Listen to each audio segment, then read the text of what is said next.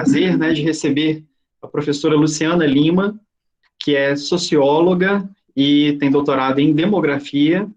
Atualmente é professora do programa de pós-graduação em demografia da Universidade Federal do Rio Grande do Norte.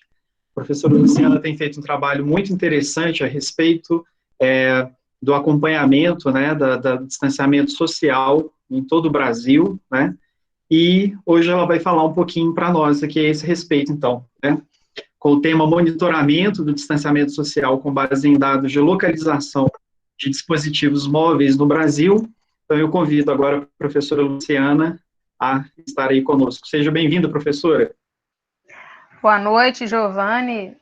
Agradeço muito a gentileza do convite e dos demais organizadores da ação, né? É uma satisfação estar aqui e pegando o mote do evento, né? O que você precisa saber sobre a pandemia.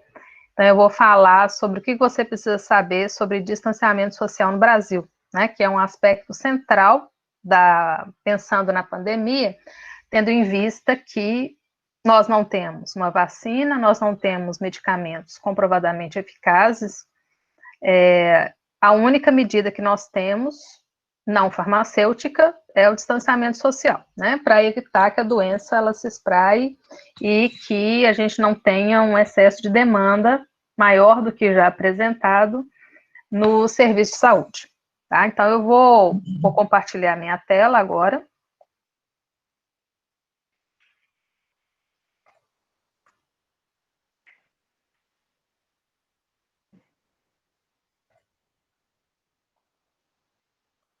Conseguem ver? Tá ok? Giovanni? Eu ainda não estou vendo, não, mas a minha internet aqui não está muito boa hoje. Mas o pessoal está vendo. Sim, está dando para ver, sim. Está dando para ver? Uhum. Mas quando o Giovanni... Está bem, né? Bom, então vamos lá.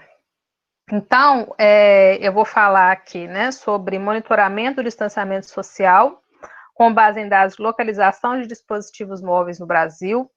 Vou falar de resultados que foram gerados de abril até o presente momento por um grupo de pesquisa chamado Isola-I. O AI, vou explicar mais daqui para frente, né? Mas é de inteligência artificial, Artificial Intelligence. É uma iniciativa que surgiu junto com a pandemia, e aí eu acho importante, né, mencionar também que essa pandemia, ela, assim, tem aumentado muito o número de informações, de bancos de dados disponíveis, e também muita pesquisa sendo feita, muita produção, e mostra, né, um esforço coletivo de várias instituições públicas, tal qual a UFRN, é um projeto da UFRN, foi, né, gestado dentro da UFRN para enfrentar essa terrível pandemia. Bem, então vou falar um pouco, vou começar, né, falando um pouco sobre o projeto, depois vou apresentar algumas informações sobre distanciamento social no Brasil, né, e aí vou dar um ênfase, já que nós já estamos numa fase em que vários estados e municípios começaram a implementar a reabertura econômica. Então, vamos refletir um pouco o que veio antes e o que é depois da reabertura econômica. E, no caso específico de Minas Gerais, né, que é o interesse maior aqui desse projeto, trouxe algumas informações para alguns municípios do norte de Minas e discutir um fenômeno que ocorre em todo o país, que é a interiorização da Covid-19. Né? Então, a gente teve os municípios de maior porte, né, que são aqueles que importaram, né, os casos de outras partes do país, então aquelas grandes capitais, São Paulo, Rio de Janeiro, e também algumas capitais importantes da região Nordeste, como Fortaleza e Recife, passaram por um baque maior e agora estão diminuindo o número de casos e óbitos, e outras regiões do país apresentando uma maior prevalência e número de óbitos pela Covid-19, e algumas unidades da federação, você verifica, né, um processo de interiorização. Então, chega em todos os lugares, né? A pandemia chegando em todos os lugares. Brasil, posso dizer que a gente tem uma pandemia acontecendo em ritmos diferenciados, dependendo da localidade. Brasil é um país de dimensões continentais, então a gente observa ritmos diferenciados da doença em várias partes, né? E isso tem algumas implicações, né? Para além daquelas que eu vou comentar aqui sobre o porquê. Bem, sobre Isolaí, a gente forma um grupo de 11 pesquisadores não só da UFRN, como também de outras instituições do Brasil, como a Universidade Estadual de Pernambuco, e de outras localidades, né, como Institut Curie, da França, tem pesquisadores também lá na Irlanda. Então, durante esse período, né, tem pessoas aqui, por exemplo, desse grupo que eu nunca estive presencialmente, né? Converso hoje todos os dias, mas nunca estive, né? Conheço com algumas pessoas aqui. A maior parte delas eu posso dizer. Então, essa pandemia, ela tem uma implicação não só, né, para a nossa vida pessoal, pela nossa relação, né, com o mundo, né, todo mundo isolado, trabalhando de casa, mas também profissional, né?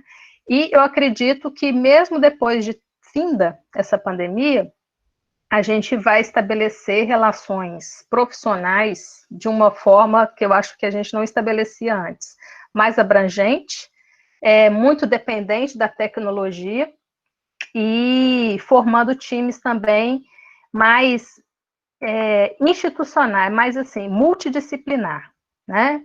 Então, a gente fala, né, do perfil dessas pessoas que estão trabalhando no projeto, né? São várias pessoas, são vários grupos. E grupos que normalmente não trabalham muito juntos, né?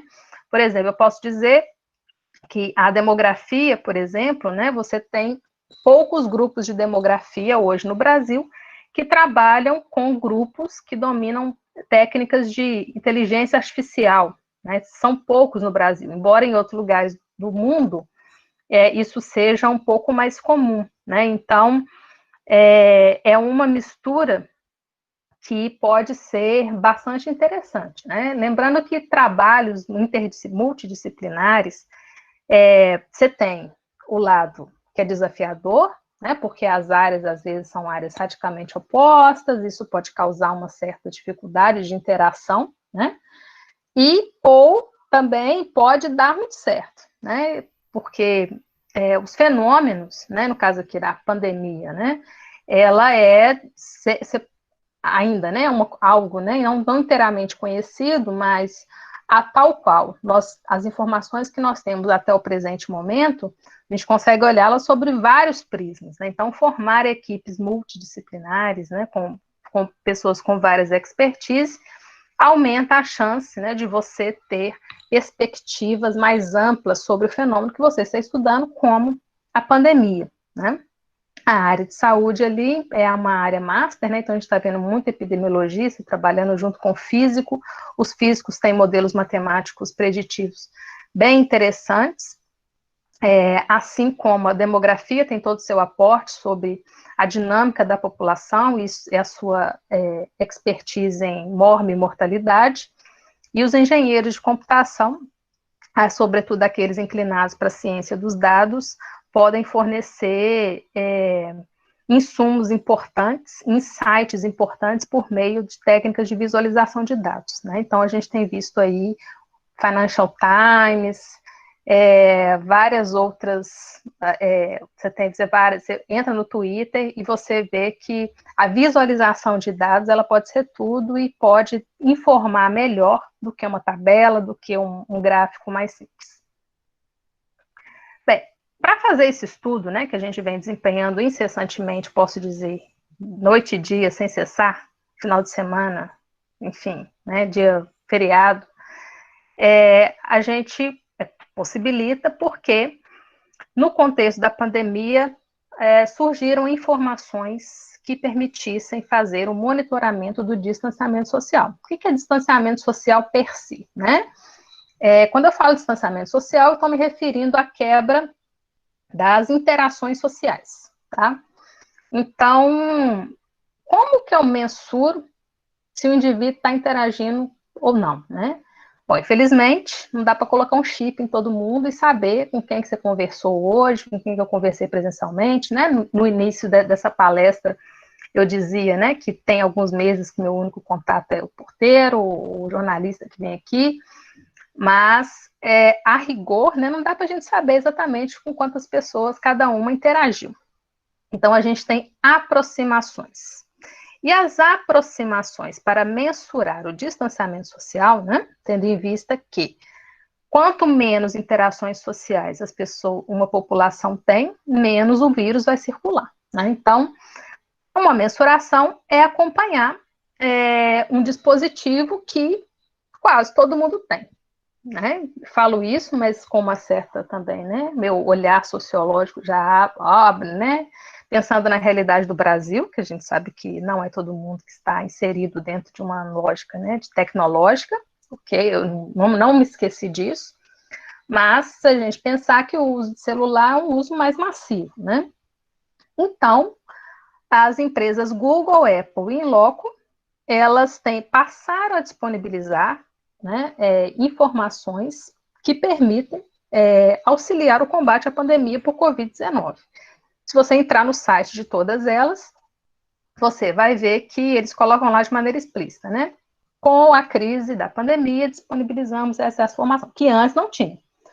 E vai ficar disponível enquanto durar a pandemia. Então, no caso da Inloco, eu vou falar mais, porque é um dado ainda mais peculiar, né, para uma iniciativa muito bacana deles, de disponibilizar essas informações. Você acabou a pandemia, some, né, o dado, né, você não tem a informação. Então, é a indução de um momento de crise a um fomento a um enorme banco de dados com um enorme potencial. Eu vou falar de cada uma delas. Vamos começar pelos dados da Google Mobility Report. Ele está, como eu disse, são dados de celular. Se alguém tem uma conta Google e ativa o seu histórico de notificação, então a Google consegue acompanhar a movimentação daquela pessoa. Né? Se alguém depois quiser, né, ver e fazer isso na prática, né, quem tem uma conta Google, inclusive no final de mês chega um histórico falando em todos os lugares que você esteve. Né? Então, as informações elas são anônimas, o banco de dados da Google, eles colocam lá, né? O banco de dados, ele é anonimizado, não é associado aquela informação a dados civis dos indivíduos, né? Há um processo, né, de anonimização, e há uma informação entre todas, né? Essas, ela é mais ampla, de amplo alcance. Está presente em 132 países, sendo que eu tenho informação desagregada para estado, província ou departamento, né, dependendo do país, em 39% deles, né, pelo menos esse aqui até a data que a gente fez esse PowerPoint, e eu tenho informações de 15 de fevereiro, e aí que eu trouxe, né, aqui está 16 de maio, mas eu trouxe um pouco mais, tá? São informações diárias sobre movimentação. Já em loco, são informações de uma startup brasileira, né? A Inloco é uma startup brasileira, e ela está presente em nível municipal, em 80% dos municípios. Esse valor pode variar, porque para garantir a confidencialidade das informações, algum município pode sair da base, né? Vou falar disso quando eu estiver falando, inclusive, dos resultados para Minas. Está presente em todos os estados brasileiros, e eu vou trazer informações aqui até o dia 21 de julho, tá? Algumas informações, quer dizer, tem informações até 21 de julho, até ontem, né? Os dados são atualizados. O dado em loco, o que a gente apresenta para município, e depois eu vou falar o dado dentro do município, você precisa fazer uma solicitação institucional para ter as informações. Foi assim que o grupo do Isola fez uma solicitação formal, por meio também da universidade, e eles liberaram a informação, tá? Então, o que tem lá no site, para você olhar, eles colocam um mapa, dá para você ver os dados por estados, e, se não me engano, algumas capitais, tá? Então, existem mais informações, mas ela é disponibilizada de maneira sob demanda, né? Dados da Apple. Os dados da Apple são muito interessantes, porém, ele tem um raio de alcance menor, né? A ideia é a mesma, vou explicar daqui a pouco a diferença em cada um, né? Ela está presente em 48 países, mas tem uma vantagem, né? Nenhuma base de dados ela é perfeita, vai ter vantagem e desvantagem.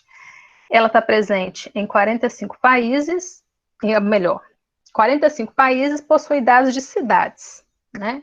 Então, representa 94% lá do universo. Mas, eu vou falar mais um pouco, né? E tem informação até o dia 20 de julho, né? Todas as informações aqui, você pode baixar, exceto aquela da Inloco, que são mais específicas para o município, você tem que fazer a solicitação ou de dentro de município. Mas Apple e Google você consegue baixar da internet. Bom, vamos comparar as fontes, né? Falar de base de dados é muito importante. A gente entender o indicador, ele faz muita diferença, né? Jornalistas sempre perguntam, então quer dizer que o indicador da Inloco de isolamento social, ele quer dizer, então, que ninguém está fazendo distanciamento social, né? Você tem limites, né? Indicador da Google, né? O que quer dizer isso? Né? Então, quer dizer que uma pessoa, se ela é maior, significa que a pessoa não conversou com ninguém? Significa que a pessoa ela não foi aqui, né, no meu prédio, né? Estou aqui no 6º andar, eu não fui lá no 3º andar e não conversei com o vizinho? A gente tem, como eu disse lá no início, aproximações. Então, vamos entender a base para a gente entender o que ele está mensurando, né?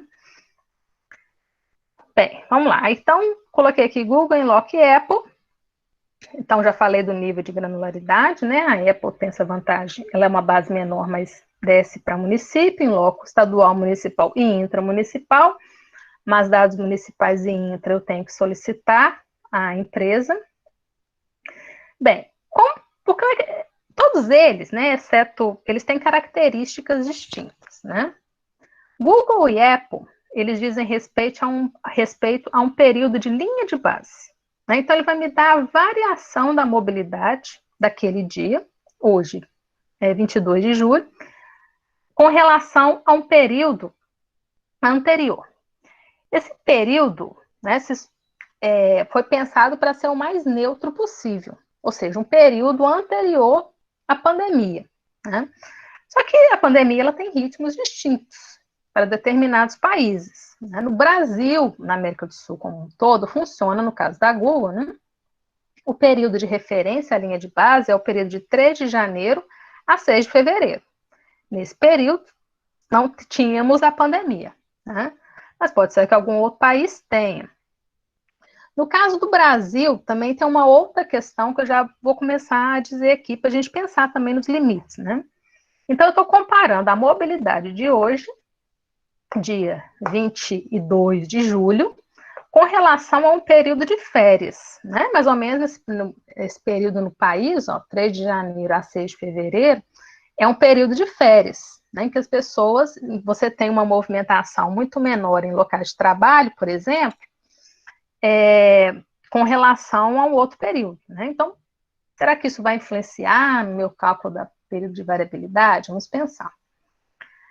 A periodicidade de atualização é variável, então a gente sempre fica lá no Isola, né? Olhando, atualizando. Hoje foi, semana passada foi numa sexta-feira, então vamos pensar em publicar as notas sempre, né, depois desse período. Aí ela vai, muda e atualiza na terça, né? Então, assim, a periodização é muito variável, né? Porém, isso acontece, né, com uma frequência boa durante, né, ao longo do mês e que permite ao gestor, né, olhar e falar assim, olha, isso aqui está refletindo a minha realidade de tal dia, de tal semana. Porque esse é um ponto importante, né? A pandemia está acontecendo, os gestores têm que tomar medidas rápidas, né? Não dá para a gente esperar, por exemplo, né? Vamos esperar o censo aparecer para poder ter uma medida de população, né? Enfim. Então, duas coisas, né? Então, a questão de ser variável aqui, que eu não sei direito se é toda segunda, se é de 15 em 15 dias, se é de 2 em 2 dias, né? É muito variável. E pensar que isso também pode ser um complicador para algumas análises, algum tipo de análise. O dado da Inloco e da Apple são atualizações diárias. Então, da Apple, você tem sempre do dia anterior, né? No caso da Inloco, é um indicador calculado com limites, né? Que é o indicador de isolamento social. No início da pandemia, as pessoas usavam esse termo, né? Isolamento social. Se você for buscar, né, em outras referências, o mais correto é você usar distanciamento social, né? Porque você está se referindo à redução de interações entre as pessoas, sejam elas doentes, que seria isolamento, ou não, né? Então, mas ficou com esse nome. Esse indicador, ele se refere a percentual de pessoas que permaneceram em casa. Então, vou ver se está aqui na minha... Eu vou falar no outro, na próxima, né? Tinha me esquecido dessa transição, desse slide. Mas ela vai variar de 0 a 1. Você pode transformar em percentual, né? Quem já está com intimidade com esse indicador já viu que ele está em percentual. Então, quanto maior o valor no indicador, melhor o nível de distanciamento social praticado, tal qual ele mensura. Apple também se refere a um período de linha de base, aí não é um período, é um dia. Bem, então, continuando, né? A Google apresenta informações sobre a variação da mobilidade em 6 categorias, que é trabalho, locais de trabalho, e aí vamos pensar assim, o que ele está chamando por locais de trabalho, né? A pessoa ela tem que nomear aquele lugar como local de trabalho, né? Então, pode ter algumas diferenças. Locais de trabalho, locais de trânsito, locais de residência, né? Que seria a categoria que dá de maneira mais clara, né? A variabilidade da circulação em locais de residência, né? Te dar mais claramente essa noção de prática de distanciamento social. Parques, que incluem as praias, que incluem as praças públicas. Você tem também outras categorias, né? Depois lá na frente vai ter o gráfico e vai ficar mais fácil. Locais de compras, né, e recreação, né, que são os shoppings. Bom, já falei dos usuários, da permissão. Inloco, né, da Inloco, que eu falei aqui, ó, percentual de permanência em residência. Então, ela faz uma estimativa do número de horas que a pessoa ficou em casa, nos lugares que você supondo que é a casa, e aí tem quanto a permanência ela permaneceu, se aquele celular ele não modificou, se ele não saiu, não houve mobilidade, então ele vai te dar a permanência de pessoas que permaneceram em suas casas. Como é feito isso? A Inloco, ela tem instituições parceiras, por exemplo, banco, né, aplicativo de banco, e que se a pessoa, quando ela baixa esse aplicativo, se ela autoriza a empresa a recolher suas informações, então ela faz parte dos 60 milhões de celulares que são monitorados pela Inloco. Antes da pandemia, isso, né, tinha uma outra finalidade, né, você tem também tem umas apresentações muito bacanas deles, mostrando, né, o produto que eles ofereciam, né, para suas empresas parceiras, mas depende também da permissão do usuário, né, e nenhuma informação civil é associada aos seus dados, né. Eu, como demógrafa, eu fico doida para trabalhar as informações, por exemplo, né, movimentação de homens, movimentação de mulheres, grupos etários, mas, por questão de segurança, eles não divulgam essa informação, nem se você fizer uma solicitação, né. Eu, como vou demógrafa, fiz uma solicitação, mas recebi essa negativa, pois seria, né, uma quebra de sigilo, né. Então, não é disponibilizado. E da Apple, se a pessoa usa, né, busca uma rota no aplicativo Maps, ela é capturada essa informação, tá? E também da mesma forma. Na verdade, da Apple é mais anônimo ainda, porque ele nem mantém histórico. Bom, vamos lá. Vamos aos indicadores. Bem, eu tenho lá, então, as variações, né? As variações percentuais em relação à linha de base Google e Apple. Tem um indicador de isolamento social. Só que você trabalhar com dado bruto, né? A gente precisa dar uma trabalhadinha, precisa lapidar esse dado bruto, né? Então, a gente desde o início se debruçou sobre isso, da melhor forma de trabalhar essa informação, né? Para isso, né, que a gente tem requisitos qualitativos e requisitos quantitativos, né, para a gente pensar em indicador. Isso aqui poderia ser aplicável a qualquer indicador que a gente queira criar. Primeiro, simplicidade. Nessa pandemia, estamos todos, nós pesquisadores, aprendendo a comunicar com o público leigo, né? É muito comum a gente falar para os nossos pares, né? Quando eu estou fazendo uma palestra, né, numa universidade, né, tal como eu estou falando aqui, o meu linguajar é um. Quando eu vou falar para uma audiência, né, em que as pessoas, né, elas não são altamente escolarizadas, mas precisam se informar disso, meu linguajar deve ser outro. E a mesma forma com o número, com o indicador. As pessoas de saída, via de regra, as pessoas, elas têm dificuldades em abstrair números, né? Então, é mais desafiador ainda, né? E principalmente, isso eu vejo muito claramente, porque meu grupo tem muita gente das áreas das exatas, né? Então, quando eu falo assim, gente, isso aqui a pessoa não é obrigada a entender o que é logaritmo de não sei o quê, né? Menos. Então, a gente sempre tem essas questões de ajustes para deixar aquilo fácil para a pessoa entender, para ser comunicado. Mais do que nunca, a gente está lidando mais com jornalistas, né? Brinquei com a parte das entrevistas, né? Mas quando eu estou lá dando uma entrevista para o balanço geral, né, não dá para eu usar um termo muito sofisticado, né? Preciso me fazer entender, mas sem deixar de fornecer informações, dados, né, detalhes, né, que são importantes para a pessoa entender. Então, a gente tem sempre que pensar assim, olha, a gente tem que pensar no indicador que seja simples, a pessoa bater o olho, ela entende. Agregar diversas variáveis, né, eu vou falar daqui a pouco de um indicador que a gente criou, sumarizando a mobilidade em 6 categorias em uma única categoria. É só pegar, bater no liquidificador e somar, não. Né? A gente tem que pensar como é que a gente agrega. Né? E ainda a gente está pensando. A gente criou um indicador, mas ainda a gente está pensando sobre ele. Interpretação visual. Visualização de dados é tudo. Isso é uma coisa que eu aprendo muito com meus colegas da engenharia de computação, é que a visualização, ela é tudo. Né? Você tem que lapidar isso o máximo. E olha, né, que na demografia a gente trabalha bem essas coisas, né, mas podemos mais. Né? Você tem hoje 1000 técnicas.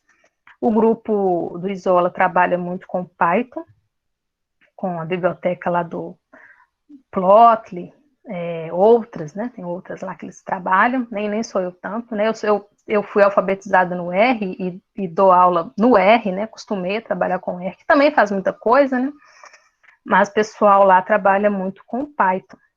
Então, você tem muitas coisas. Tem pessoas de bom coração, que você vê durante essa pandemia, que desenvolve um gráfico e disponibiliza o código. Eu acho isso fantástico. Isso que é postura científica, né? Você permitir que outras pessoas repliquem a mesma informação que você chegou. Então, o Financial Times, por exemplo, que tem gráficos maravilhosos, eles disponibilizam a rotina. Então, dá para você adaptar. Então, a interpretação visual, ela é tudo. Requisitos quantitativos, né? Então, criar limitado a uma faixa de valores, né? Que seja robusto. E, no caso aqui, a gente está falando normalização em relação a uma linha de base, então está tudo muito normalizadinho, né? Então, a gente tem que pensar no indicador, é uma arte, não é algo tão simples assim. Falando no indicador, né? Que é a parte que eu disse, que Giovanni vai gostar por ser matemático, né? Mas quem não fui eu que criei essa informação, esse indicador, né? No dado da Google, então, nós temos 6 categorias. Agora aqui eu não vou ficar enrolada. Supermercados e farmácias, parques, locais de residência, compras e trânsito e trabalho, certo? Este hexágono da área azul representa o hexágono daquela linha de base, que é 3 de janeiro a 6 de fevereiro. Então, percebam que os hexágonos, as pontas, estão mais ou menos iguais. Então, numa situação de normalidade, você tem mais ou menos uma boa distribuição da população, da mobilidade da população, que é esse hexágono azul. Porém, o que está delimitado com a linha amarela, né, que é essa área em verde, representa aqui, eu peguei um exemplo da mobilidade, da variação da mobilidade no Brasil em relação à linha de base, no dia 15 de maio de 2020. Então, percebam que nós estamos numa situação de distanciamento social. A residência, a mobilidade em residência, ela domina, correto? Até excede aqui, né? A mobilidade aqui, pensando na aresta da residência, né? As outras são menores, em algumas nem tanto, né? Percebam a ponta de supermercado, né? Pensando que isso é decorrente dos decretos, já que não houve, né, restrição ou fechamento de estabelecimentos como supermercados e farmácias, né? As pessoas precisam comprar coisas, então foi esse tipo de atividade econômica, ela permaneceu, então a sua diferença, a sua variação na mobilidade nestes locais não foi aqui no caso, né? Com relação a essa linha de base, não foi tão acentuada como você vê no caso de residências, né? Parques menor, um pouco menos compra, trânsito e trabalho também um pouco menor, tá? Então, se eu pegar, a intuição do indicador foi, se eu pegar a área, né? Pensando aqui que forma triângulos, né? Então, se forma triângulos, pela lei dos senos, eu consigo calcular a área. Então, se eu calcular a área do baseline aqui, que é da linha de base, e a área do polígono, daquela data, eu vou ter um indicador de circulação, né, que vai ser essa razão entre a área do polígono e a área da linha de base. Quanto maior o indicador, vou estar aqui na próxima.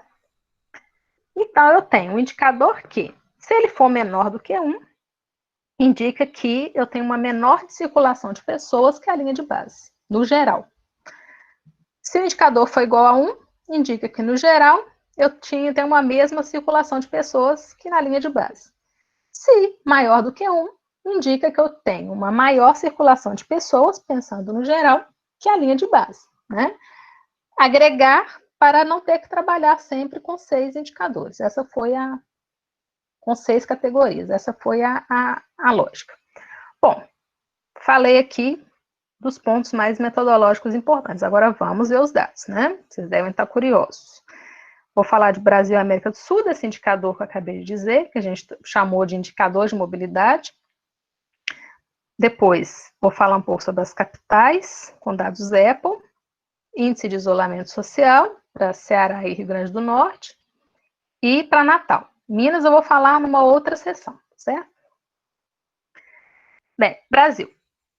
Então, esse aqui é a descrição do indicador de mobilidade, que sumariza nessa tendência das 6 categorias Google em uma única dimensão.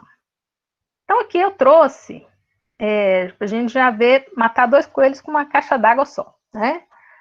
Essa descrição do indicador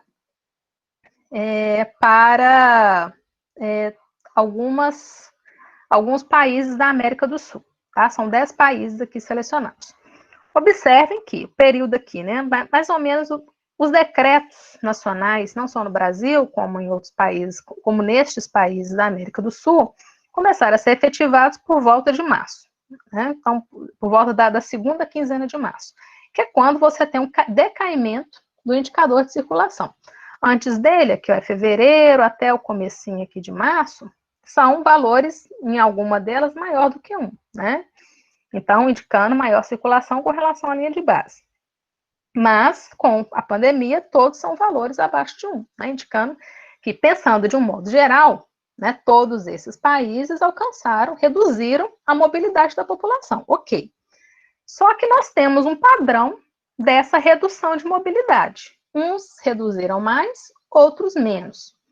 Brasil, campeão de mobilidade. Percebam que a curva azul aqui é a mais alta em quase todo o período, aqui até o dia de 15 de fevereiro até 16 de maio. Então, até o dia 16 de maio, por volta aqui do dia 11, mais ou menos, ela começa a perder para o Uruguai, né? Mas Brasil, na maior parte do tempo, o país com maior mobilidade. Lembrando, esse indicador aqui não é um indicador, a gente ainda fez uma suavização nele, né? Isso aqui é uma tendência. Então, uma função chamada Loess para suavizar a tendência. Porque o que a gente observa quando a gente está analisando o distanciamento social? Dias da semana você tem um pico. Dias de finais de semana você tem um pico do aumento do distanciamento social. Mas isso é porque as pessoas deliberadamente vão ficar em casa? Não, porque normalmente já fica em casa no sábado e no domingo. Então, a gente considera que isso contamina a tendência. Então, a gente aplica uma função de suavização para poder retirar o efeito de dias da semana na análise desse indicador. Bem, então aqui percebo, né, que eu tenho dois grupos. Eu tenho um grupo que as pessoas reduziram menos a mobilidade, e são todos coincidentes com países, exceto um, que são, esse aqui a maioria, exceto um, adotou medidas de distanciamento social mais light, né? Com relação ao grupo aqui que está mais comportado, como Argentina, Colômbia, Bolívia, né? Bolívia é um dos mais comportados, Peru também. Estes aqui do pelotão de frente, ó, com menor circulação, são aqueles países que adotaram o lockdown, né? Vamos, essa definição, né? Lockdown, né? Você vai falar, você vai dar uma entrevista, muita gente vai falar, o que é lockdown? Confinamento. Aí você tem leis mais rígidas sobre a mobilidade. Se sair na rua, paga multa. Ruas bloqueadas. Em alguns lugares, inclusive, né, se usou o uso da força, né? As forças nacionais estavam autorizadas a fazer o uso de sua autoridade para conter a mobilidade da população. Então, você tem uma redução maior.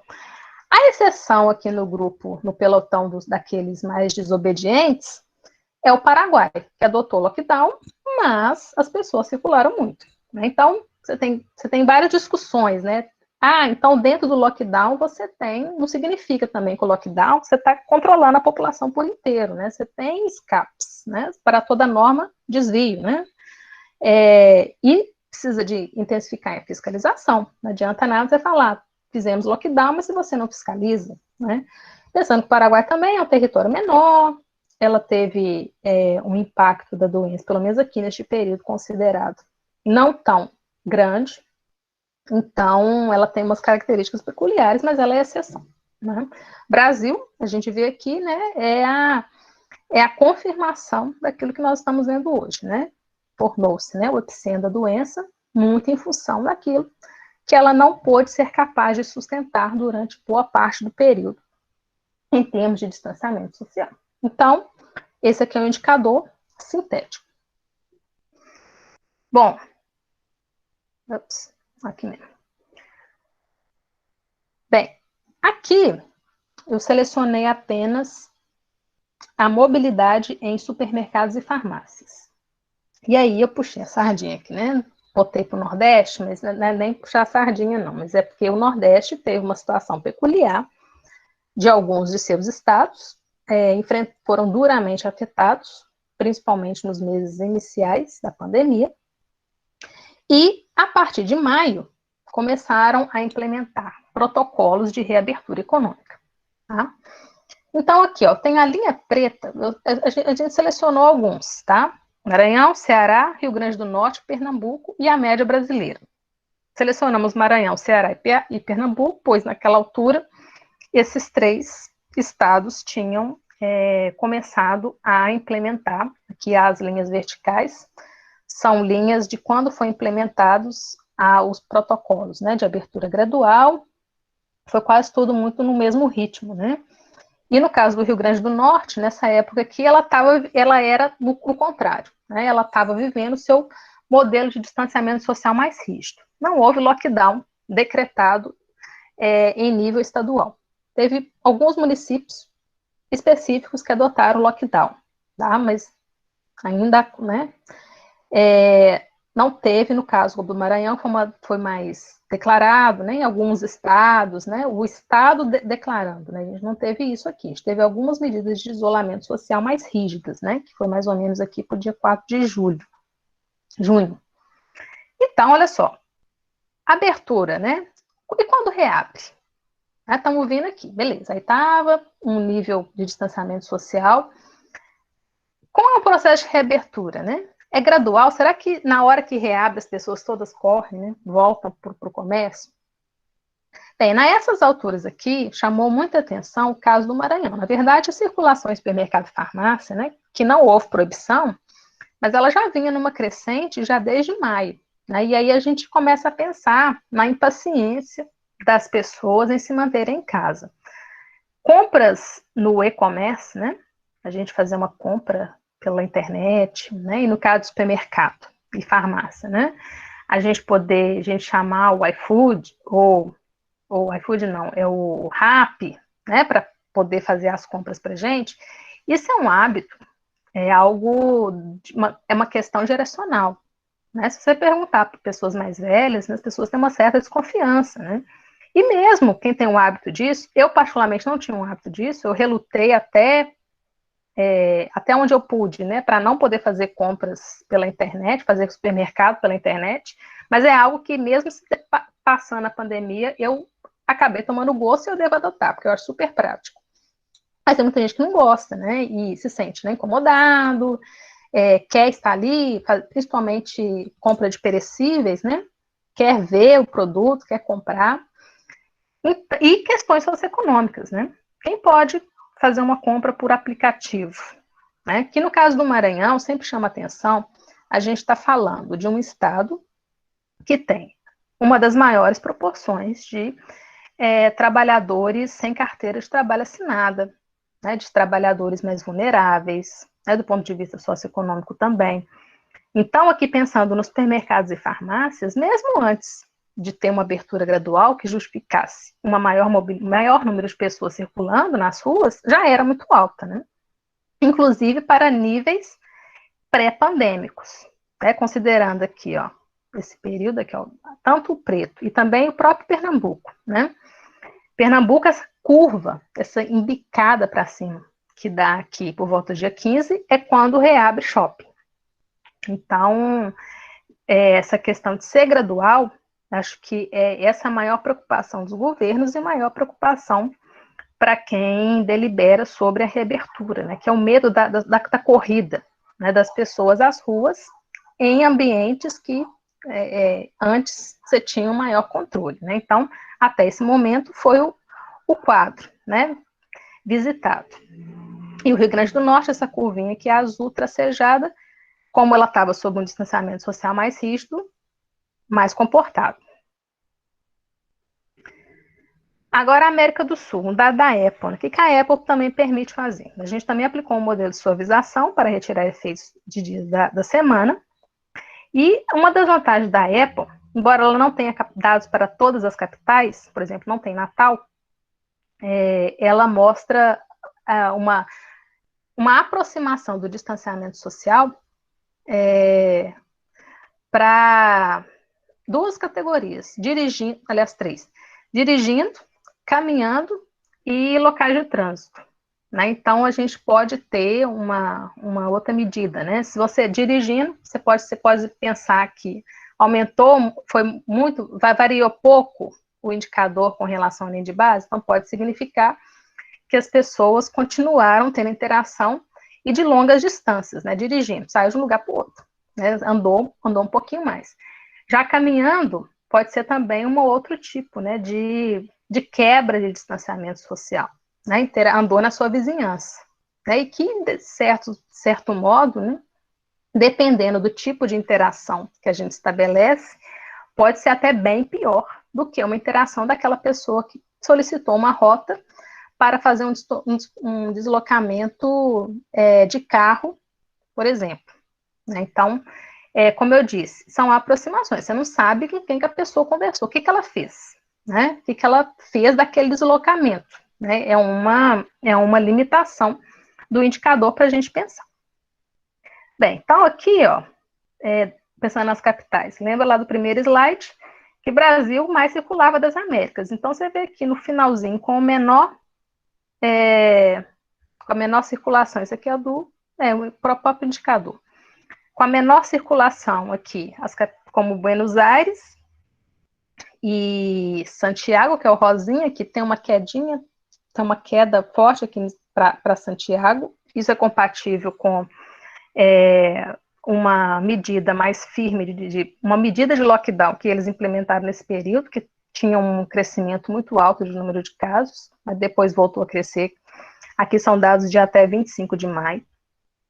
Aqui, a essa altura, hein, até 25 de maio, Goiânia, das capitais analisadas, era a que tinha o maior nível de circulação. Então, isso mostra, né, acho isso é inteiramente coerente com o quadro apresentado por Goiânia, que hoje, né, tá na capa de todos os jornais, porque aumentou muito o seu número de casos. Isso é uma coisa, né, que eu posso falar sem medo de ser feliz, é que os circuladores de ontem são aqueles que estão pagando a fatura de alta de casos, estou falando das grandes capitais especialmente, hoje, né, ninguém escapa, né, então é um processo mesmo, é um rebote, né, então hábito é um hábito construído, isso não vai acontecer aqui, a percepção de risco dos indivíduos, ela é um aspecto central, e formar uma percepção de risco nos indivíduos, né, de que a doença, de fato, ela é perigosa, é uma responsabilidade governamental. Então, tem vários estudos já disponíveis na literatura mostrando que o líder, seja ele governo, né, ou do próprio executivo, o papel do líder em comunicar com a população, né, que aquelas populações em que os indivíduos, eles aderem mais ao distanciamento social, que eles percebem a doença como um risco potencial para todos, são aqueles locais em que os governantes, eles estão próximos dos indivíduos. Né? Então, isso mostra muito claramente que a percepção de risco também, lógico, também varia por escolaridade, crenças, né? Aqui pensar um termo, né? A negação da ciência, né? Então, isso não serve nada. Quem falou que distanciamento social serve, né? Então, são muitas variáveis, eu acho que existe um campo aberto ainda. Falei que tem muito estudo na literatura, mas existe um campo aberto de pesquisa nessa área muito grande. E Belo Horizonte, né, que está mais perto de vocês, aqui nesse período estava numa posição intermediária, chama atenção aqui, ó, antes do período pré-pandêmico, ó, esse período, essa curva aqui preta, assim, sobressalente, é Belo Horizonte no Carnaval. Né? Então, da cidade, o indicador social, ele até serve para você pensar como é que era o padrão da população em determinados locais. Ó, Belo Horizonte aqui bombando, inclusive mais que Rio de Janeiro. Seja dirigindo, ou seja caminhando, mais ainda caminhando. Olha aqui, ó, a curva de sino, né, uma gaussiana aqui por volta do período do Carnaval. Né, as pessoas andando. Isso aqui é o aplicativo da Apple. E aí, caminhando, o nível, a variação, ela é, na verdade, menor, né? Você tem menos gente. O nível de variação, ele é menor. E aqui, mais uma vez, né? Quem são os caminhantes? Goiânia, na frente, e os da América do Sul, os nossos queridos da Buenos Aires e Santiago, um dos menores. Bem, falando do site, aqui trouxe um indicador municipal da Inloco, que é aquele percentual de pessoas que permaneceram em casa. Bem, aqui eu trouxe, né, o mapa do Rio Grande do Norte, muito menos para falar de uma questão peculiar do Rio Grande do Norte, para fazer uma liga, quando eu disse sobre a importância da visualização de dados. Analisar o dado por dia pode ser muito perigoso, porque existem oscilações, né, como eu disse, sábado e domingo tem um padrão distinto, Início de mês tem um padrão totalmente distinto na mobilidade. Então, é batata, né? Você pega o dado indicador na primeira semana, isolamento vai lá para baixo, que é a hora que o povo faz compra no supermercado. E aquele indicador do supermercado vai lá em cima, né? Então, para determinados tipos de análises, é bom ponderar essas questões. E do ponto de vista de visualização, aqui está uma análise por micro-região, né? Então, a gente percebe que no agregado, né, para micro-regiões, você vê áreas mais claras, áreas mais escuras para determinados dias, né? Segunda-feira tende a aumentar muito o distanciamento social. Bom, não pensei ainda claramente sobre isso, né? Domingo aumenta, ao domingo tem é o dia máximo do distanciamento social, porque boa parte do comércio, das atividades não essenciais, que naquele momento estavam autorizados, né? Você tem uma baixa, e mostrar em mapa, né? O gestor, principalmente, ele precisa bater o olho numa imagem e apontar os locais, né? Então, apresentar uma tabela não funciona, né? Apresentar um mapa é a melhor parte, né? Aqui a gente colocou uma escala em que quanto pior o percentual de pessoas que ficaram em casa, mais vermelho, né? Se está mais claro, significa que mais pessoas permaneceram em suas casas. Aqui o mapa do Ceará, também do dia 16 de maio até 27 de maio. Aqui também, por município, você vê uma variabilidade ainda maior, né? Você tem alguns municípios mais pintados de vermelho, ou seja, está baixo o seu distanciamento, e algumas localidades que é sempre muito claro. E aí é uma outra limitação, né? Algo que você, na verdade, nem é bem uma limitação, mas um cuidado que o pesquisador, ou que seja o gestor, tem que analisar. As pessoas, jornalista adora fazer a seguinte pergunta para você. Me fala qual que é os 5 municípios que teve maior índice de distanciamento social, né? Quem fez mais distanciamento social? Quando você faz essa análise, tem que fazer uma análise ampliada, né? Se a gente vou pensar no caso de Minas, né? Você pegar um município muito interiorano, né? Bem pequenininho, em muitas localidades, a internet é ruim, né? Então, o seu telefone celular ele pode funcionar muito mais como um telefone fixo. A pessoa ela já não sai com ele, né? Então, aquele maior distanciamento social apresentado, ele pode ser artificial. Ele pode estar querendo dizer que naquela localidade a internet é muito ruim, então a pessoa não sai com a internet, né? Pega em determinado local, e aí se pega só em determinado local, não vai sair daquele local nunca, né? Não que a pessoa está estabelecendo. Então, é preciso ponderar. Eu acho, na minha opinião, né, funciona muito bem para municípios de médio e grande porte, né? Embora isso não invalide você analisar com um município menor, mas desde que seja ancorado em outras informações. Eu lembro que a gente fez uma análise para a Bahia, que a Rede Covid encomendou, e a gente percebeu isso, né, para algumas regiões, e municiar o gestor dessa informação.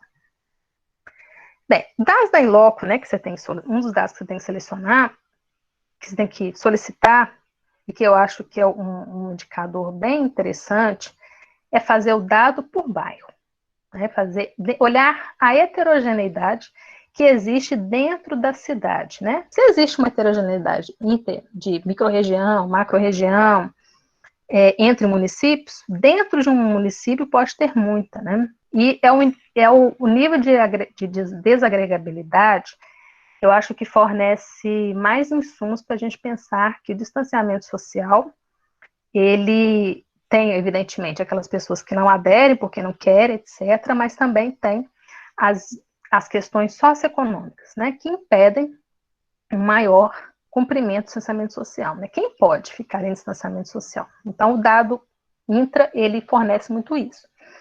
Então, eles dividem a Inloco. Ela divide a cidade em hexágonos, não tem significado socioeconômico nenhum, é apenas uma questão computacional e de organização do banco de dados, mas eu tenho as coordenadas latitude e longitude desses hexágonos, e eu posso, aqui, né, a gente fez, né, pelo Python, por essa biblioteca, trazer para bairros de Natal. Então, aqui, esse mapa é o mapa do isolamento, né, porque é o nome da Inloco, para a segunda semana de reabertura econômica em Natal. Então, Natal, o município de Natal, ele prosseguiu com seu processo de reabertura econômica, que foi iniciado em 29 de junho, e aqui a gente tem quinta, sexta, sábado, domingo, segunda e terça. Então, a gente vê que dentro da cidade, olha só, na quinta e na sexta, você tá mais escuro, ou seja, o distanciamento social tá mais ruim de uma maneira inteira.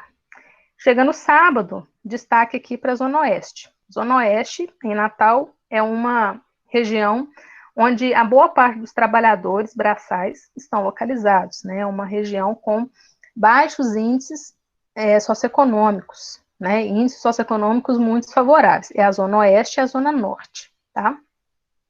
E Zona Sul é uma região mais rica da cidade, né? Onde está a Praia de Ponta Negra, né? O Morro do Careca, por ali. Também, né? Embora ali também tenha a Vila de Ponta Negra, que é uma região mais vulnerável. Bem, domingo, olha só como é que fica uma beleza. Tudo claro, né? Todo mundo em distanciamento social. Aqui, no caso desse domingo, do dia 12/7, que até informações climáticas a gente tem que incluir nas análises para a gente não incorrer, né, em determinados equívocos, né? Neste caso, ao contrário do domingo passado, né, que foi uma situação em que induziu, inclusive, alguns endurecimentos do ponto de vista de reabertura econômica.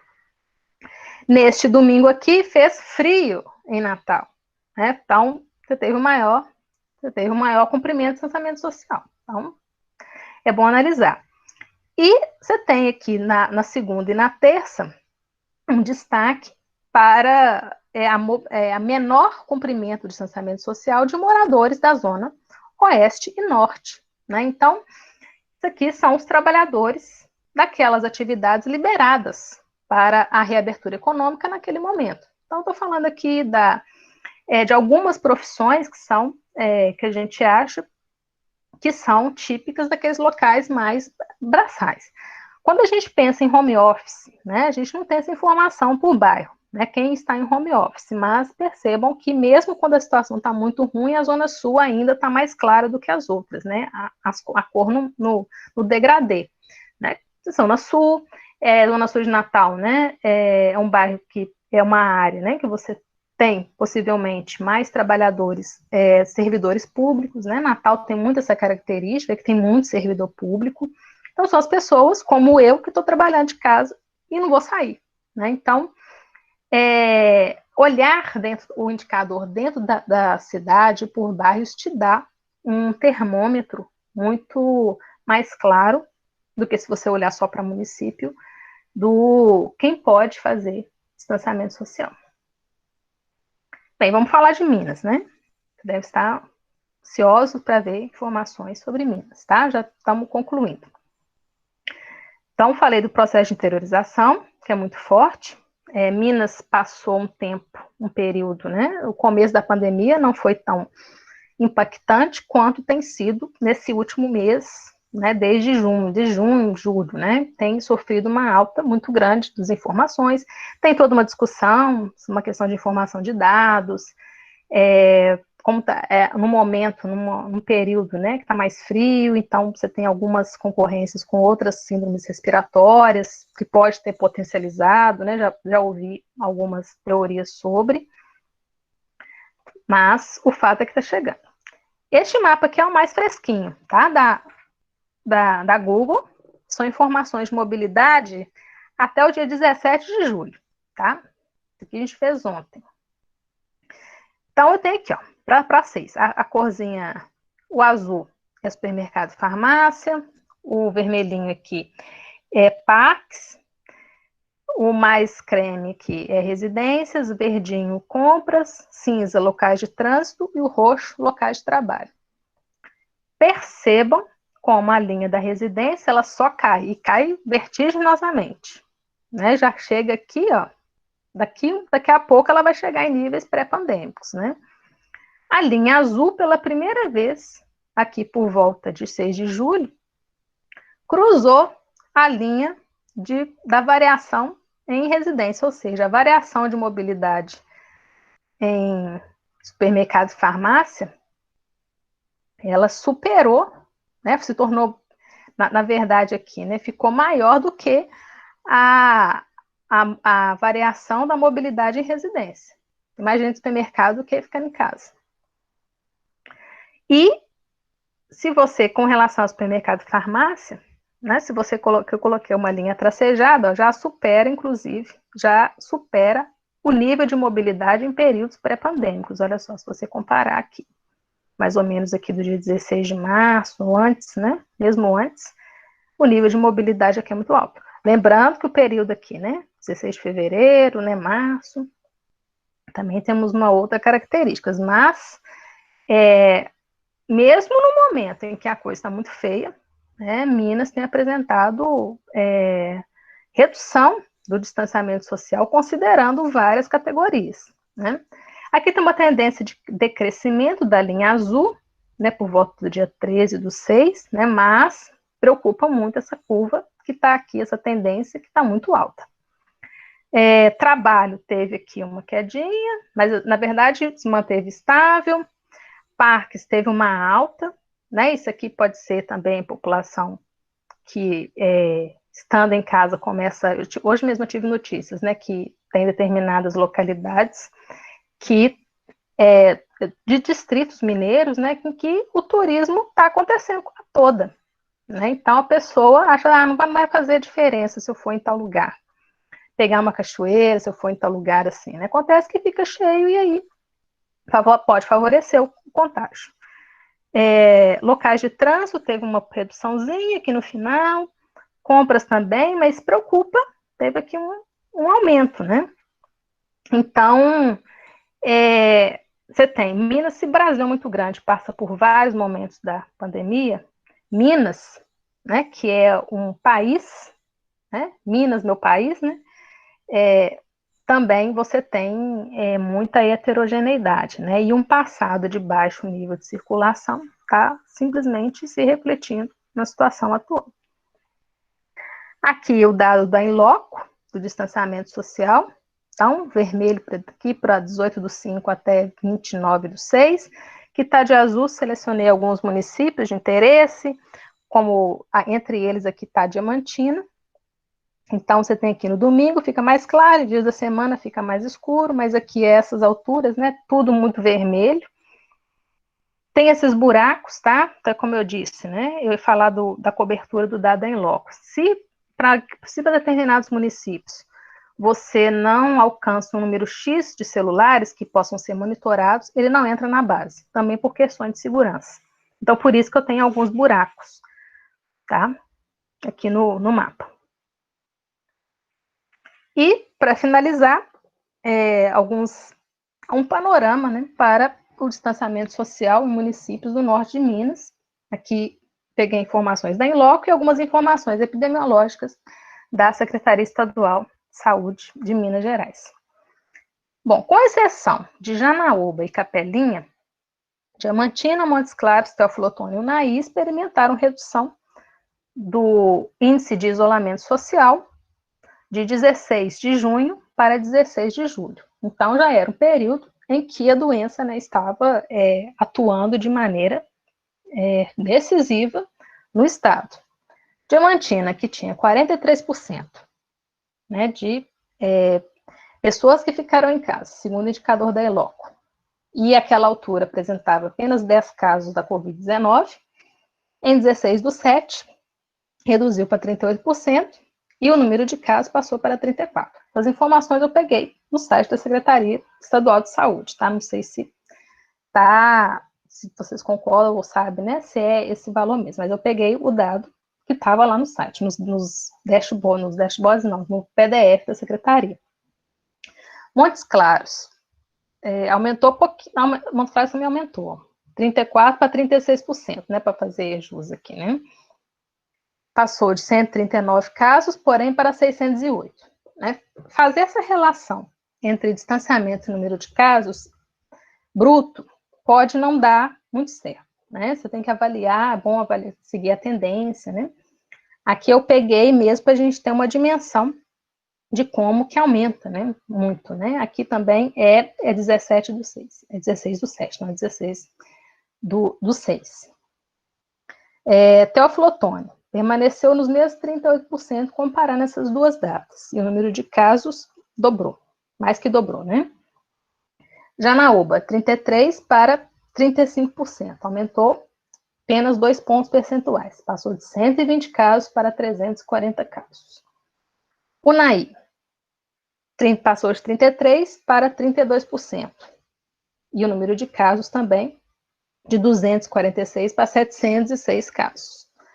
Capelinha, talvez aqui, né, o menor em termos populacionais do que os demais, teve um maior aumento, 37 para 39%, sendo que não tinha nenhum caso registrado, segundo dados consultados da Secretaria Estadual de Saúde, em 16 do 6, passando para 10 casos em 16 do 7.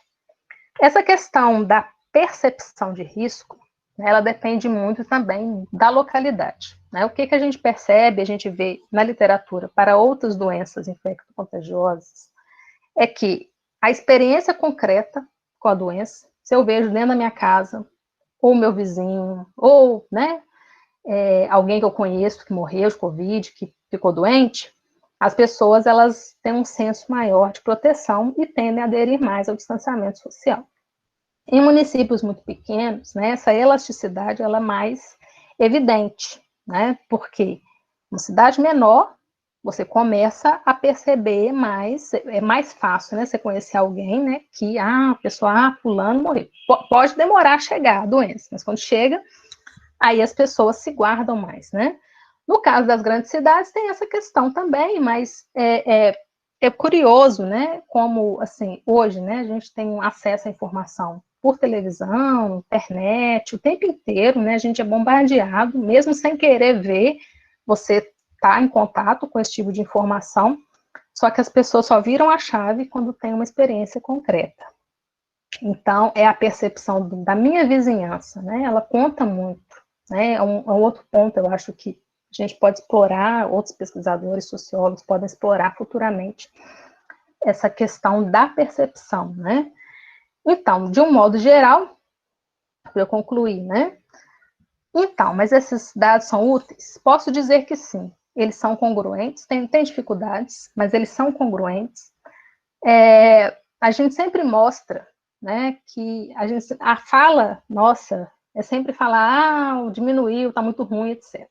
Mas a gente não pode também desprezar que todo o distanciamento social que foi feito às duras penas, né, há muito esforço de alguns governos estaduais, alguns municípios, né, e também das autoridades de saúde, né, secretarias estaduais de saúde, as municipais de saúde, elas estão ralando muito, e se não fosse o distanciamento social, a tragédia que nós estamos assistindo seria ainda maior. Né? Então, a gente não pode desprezar esse conteúdo, né, de que muita coisa ruim foi evitada, né? Poderia evitar mais, se as pessoas tivessem uma maior percepção de risco e se tivéssemos um trabalho coordenado as unidades da federação tivessem um esteio, né, alguma coordenação nacional efetiva, de fato, teríamos outro cenário, né? Mas esses dados, eles são úteis e é louvável que essas empresas tenham disponibilizado essas informações. Diferenciais regionais devem ser levados em conta. Então, o que acontece na América do Sul é diferente do que acontece aqui nos países, nos municípios, nos bairros. Então, nós estamos falando de uma adesão a medida-chave para combater a pandemia. Isso vai continuar, né, com os processos de reabertura econômica. A minha percepção é que a gente vai ficar nesse abre e fecha durante algum tempo, especialmente se a gente não mudar a nossa forma de pensar, se os processos de reabertura econômica forem feitos, né, sem ter atingido, né, determinados parâmetros, né, controle não existe, no Brasil em nenhum lugar a pandemia está controlada, em nenhum lugar.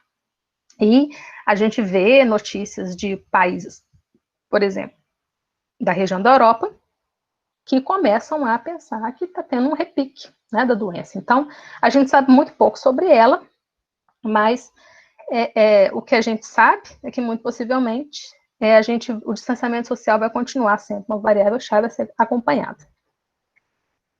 E é isso. Eu vou, aqui deixo, né, os minhas redes sociais, no Twitter e no Instagram, também do Isola aí, né? Acompanhem, sigam a gente nas redes sociais. A gente tem feito um trabalho exaustivo, com várias questões, muita visualização de dados, tem as nossas produções também, e aí estou à disposição para o debate aqui e para, né, o que mais vocês precisarem em termos de distanciamento social. Então é isso, muito obrigada.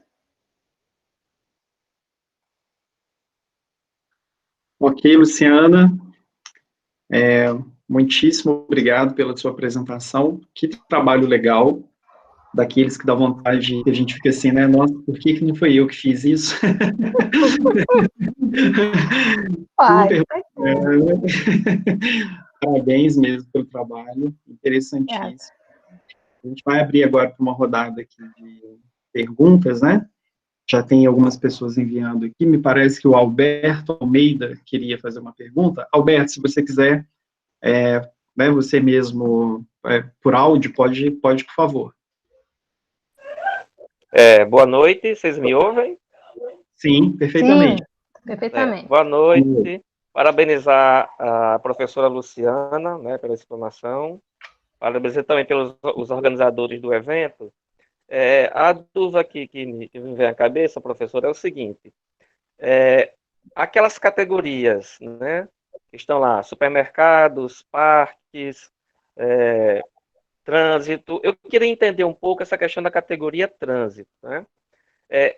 Como é que ela se encaixa, né? Trânsito é quando a pessoa, exemplo, quando a pessoa se desloca da sua residência, que vai para algum lugar, ela vai para o supermercado, ela entra na categoria supermercado, ela vai para parque, ela entra na categoria parque, ela vai para o trabalho, entra na categoria trabalho. Mas a categoria trânsito é quando no caso, é quando você faz a exceção. Se ela não vai para nenhuma daquelas outras categorias, subentende-se que ela está na categoria trânsito. Eu queria só esse esclarecimento, que não ficou muito claro, por favor. Tá. Posso responder, Giovanni? Pode, vamos lá. Alberto, o trânsito, na verdade, são todas capturou a mobilidade das pessoas em estações de embarque e desembarque, seja de ônibus, trem ou metrô. Então, se eu fui lá e se eu estou lá na estação de trânsito, né, aqui em Natal, né, estou na parada do ônibus, aqui você fala parada. Então, é um local de embarque e desembarque. Então, é a mobilidade naquele lugar. Uhum. Certo? Alberto, acho que sim, né? Ok. Obrigado pelo esclarecimento. Nada. Compreendi. De nada. Tem uma outra questão aqui, na verdade, direcionada para mim, a professora Ana. Vocês sabem se a gestão aqui de Diamantina tem conhecimento desses números de distanciamento social? Gabi, eu acho que não. Luciana, como é que tem sido isso? Assim, vocês têm feito um trabalho de divulgação né, em nível estadual, ou o foco tem sido mais aí mesmo no Rio Grande do Norte? Como é que esse grupo está fazendo? Né? Assim, tem sido feito um contato com outros estados? Como é que está sendo isso? Bom, a gente, ao longo desse processo, né, a gente se associou a outras redes. Né? Então, aqui a gente trabalha com essa informação, tem um grupo dentro da UFRN que trabalha com essa informação, tem também, por exemplo, em São Paulo, tem a rede solidária, né, que é uma rede que a gente associou, né, participou, tem trabalhado com essa informação, o pessoal de São Paulo, né, a Inloco, ela tem sede em São Paulo e tem, como é que fala? Mas ela é originária de Recife. Mas o Luciano Mello, né, que é o gerente de dados da Inloco, ele tem sido procurado por todo tipo, né, de instituição pública e privada. Como eu disse, o acesso aos dados, né, a gente solicitou via o FRN, dentro do nosso projeto de pesquisa. Então, qualquer instituição, ela pode fazer a solicitação desses dados. A gente sabe, inclusive em Minas, se eu não estou enganado, tem uma parceria com a própria Inloco. Então, o governo central, ele tem esse acesso, né, a essa informação em Minas. E as prefeituras também, várias prefeituras procuram a informação da Inloco. Eu vou colocar aqui o site da Inloco, e aí vocês podem ver, né, que eles têm, assim, vários estudos, têm sido feitas várias análises com esses dados, e também uma análise da gestão pública, né, e são dados que você justificando, falando por que você vai utilizar aquela informação, eles disponibilizam, né, eu quero parabenizar aqui a disponibilização que eles fazem dessas informações, né, para, né, instituições. Muito legal.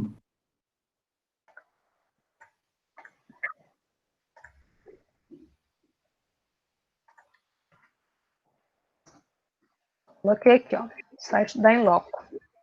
A Fiocruz, a Fiocruz Bahia, que aqui a gente tem mais contato, né, estão trabalhando com essas informações. É interessantíssimo. Bacana. Você falou de parcerias que o seu grupo tem feito com outras, né? Essas parcerias são mais no sentido de compartilhamento de metodologia, de como analisar esses dados, ou como é que é isso? O que vocês têm feito? São parcerias, tanto de colaborações em trabalhos conjuntos, por exemplo, você deve conhecer o Marden, né? Marden Campos. Marden Campos, que é do Departamento de Sociologia da UFMG, ele e o professor Jorge Alexandre, também do Departamento de Sociologia, coordenam o Observatório Social da Covid-19. Então, nós do Isolaí, a gente fez várias análises que eles publicaram no observatório deles.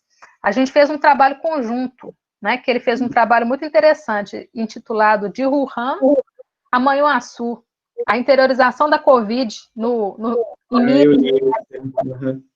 Então, então, assim, a gente troca. Às vezes, jornalista quer falar sobre distanciamento social em Minas. Então, aí o Marden passa para mim, eu atendo a imprensa.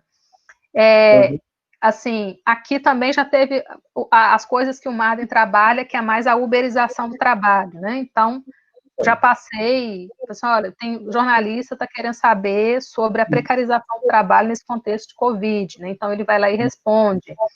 Com a Rede Solidária, que é uma rede da USP e de outras instituições, a gente fez um seminário para eles, para o Departamento de Ciência Política da USP, sobre esses dados. A gente, no âmbito do ONAS, né, que é a iniciativa do Programa de Pós-Graduação em Demografia, que é o Observatório da Covid-19 no Nordeste, quem tem feito um trabalho excelente, muitas pesquisas. Então, as nossas notas técnicas a gente compartilha a maior parte das vezes no ONAS, né? Então, isso tem sido assim, uma troca. Com participação de pós-graduando, né? Então, uma das nossas notas a gente fez com o Ivênio, que é um doutorando nosso, especialista em segurança pública. Então, a gente quis ver o impacto de ataques a instituições bancárias sobre o distanciamento social, né? Que aqui no Rio Grande do Norte você tem uma carência muito grande de agências bancárias, mas a pessoa ela precisa receber o auxílio emergencial, ela precisa levar uma vida normal, de sacar dinheiro, enfim. Isso acaba sabotando o distanciamento social das pessoas, né? Aplicativo é algo muito distante da realidade de muita gente.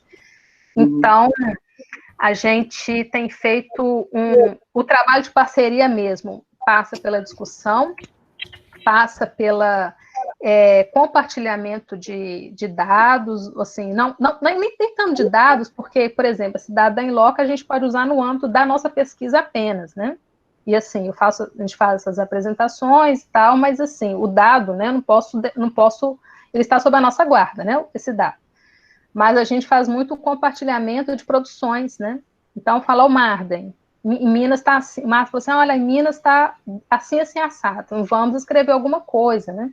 Ontem eu dei uma entrevista para o FOP, para a TV UFOP, né? Eu te mandei hoje no começo da tarde. Então, e aí eu mandei para pessoas, a gente fez a análise do distanciamento social para Ouro Preto, Itabirito e Mariana, e aí, depois que eu compartilhei com uma pessoa que mora em Ouro Preto, ela me contou várias coisas, né, que dá a liga, né? Então, você conversar com a pessoa do lugar, assim, te abre muita mente, né, para o tipo, por que você está vendo, né? Então, a gente publicou no estado de Minas também, a gente fez a nossa primeira matéria do distanciamento social do Isolaí, foi publicada no estado de Minas, porque era um dado nacional. Então, assim, a gente está... a gente tem um grupo de pesquisa, né? Um daqueles 11 é o pessoal lá de Pernambuco. Então, eu dei muita entrevista para a TV Asa Branca, que é a Globo lá de Caruaru, e eu acho ótimo, eu acho excelente falar, porque é um impacto regional, né? Você tá levando a coisa assim, é regional, é isso que é bom. A gente publicou alguns estudos, já publicamos alguns artigos internacionais dentro dessa área, porque chama atenção. Eu acho que a gente tem também, do ponto de vista acadêmico, né, a nossa experiência aqui do Brasil, infelizmente, a gente tem, assim, alguns aspectos que difere muito do que foi a pandemia, né, em regiões como a Europa e está sendo os Estados Unidos. Perfeito, muito legal. Queria só fazer uma correção aqui. Eu falei que eu acho que Diamantina não tinha acesso às informações. A Ana Paula está dizendo que sim. Parece que Minas Gerais teve acesso. Então, é isso que você falou, né? Que a Inloco tem feito, talvez até com esse grupo do Marden, né? E isso chegou ao conhecimento da prefeitura que sim. A professora Ana Paula, ela integra o comitê local aqui de enfrentamento à Covid, então, né, ela está mais por dentro dessas questões. Tem algumas outras perguntas? Espera aí, deixa eu ver. Wendela, Sara, é isso? Wendela. Wendela. Nesses municípios que decretaram lockdown, o percentual de ocupação dos leitos de UTI estão menores? Gostaria de saber mais do efeito do lockdown, especialmente nos municípios do RM. Eu não tenho essa informação agora, né? Tem que analisar. Mas Natal, quando fez o seu protocolo de distanciamento social mais rígido, que foi o último antes da reabertura, em 4 de junho, e permaneceu por algumas semanas, teve uma redução substantiva. Lembrando que esses indicadores, eles são indicadores que têm um atraso no tempo, né? Itaú é um município muito... Está falando de Itaú, né? Itaú é um município muito pequeno, né? Que conseguiu controlar, mas é muito pequenininho, né? É louvável pensar as pessoas, cultivar essa cultura, né? Do temos que ficar em casa, né? Não estou dizendo que lá, por ser pequeno, não deve fazer o distanciamento social. Só que a gente, analisando de uma forma mais macro naqueles grandes municípios, a gente percebe que sim, a gente tem um efeito, né? Primeiro, né, principalmente, se você reduz o distanciamento social, você tem um rebote mais ou menos entre uma semana, 10 dias, para começar a aparecer os efeitos, né? Então, no caso de Natal, a gente viu sim, né? E eu acredito que tenha, sim, esse efeito, né? De desafogar, né? Só que você tem que pensar também a disponibilidade de estabelecimento de saúde, o quanto a pessoa tem que deslocar para chegar em algum lugar, tem determinadas regiões, né, que são mais precárias do que outras, então, mas sim, o distanciamento social, você tem já vários estudos e mostram que a coisa poderia ser muito pior do que a gente já se apresenta. Perfeito. José Nunes está perguntando, se uma pessoa sai apenas para caminhar, ela se enquadra em alguma categoria de deslocamento?